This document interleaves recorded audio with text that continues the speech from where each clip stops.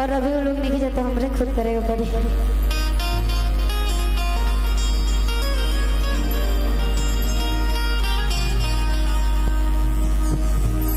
ऐसे तो हम छोट पड़ जाते हो, लेकिन गाना का भाव जैसे रहेला वो तरीके से बताएगा पड़ेला।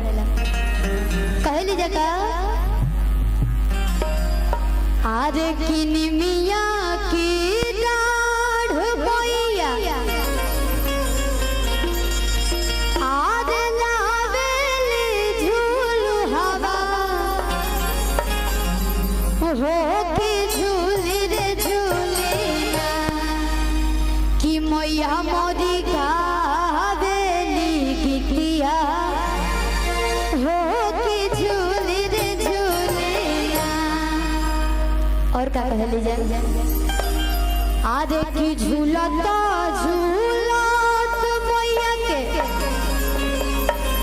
आधे लगली पियसिया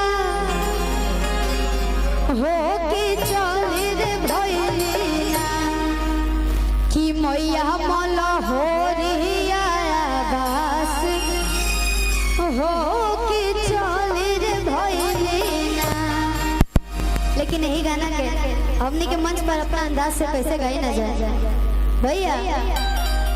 आरे किनी मिया की डाढ़ भैया लावेली झूहवा हो के झूली रे झूली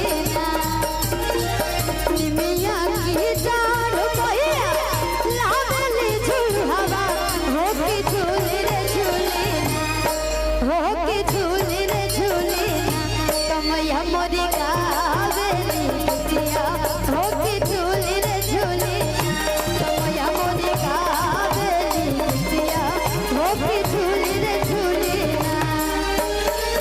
निमिया की डाढ़ भैया लावेली झूहवा हो के झूली रे झूली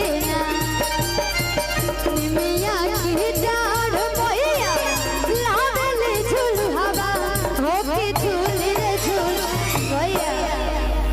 एक बार दोनों हाथ उठा के माई के जयकारा लगा दीजिए।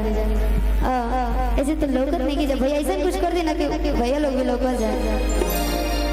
एक बार दोनों हाथ उठा के बोले जा सच्चे दरबार की। क्या बात है, ये एनर्जी फुल नहीं रहेगा चाहिए कि मैया मोदी का गिटिया हो के झूली रे झूली मैया मोदी का गिटिया हो के झूली रे झूली। क्या बात है,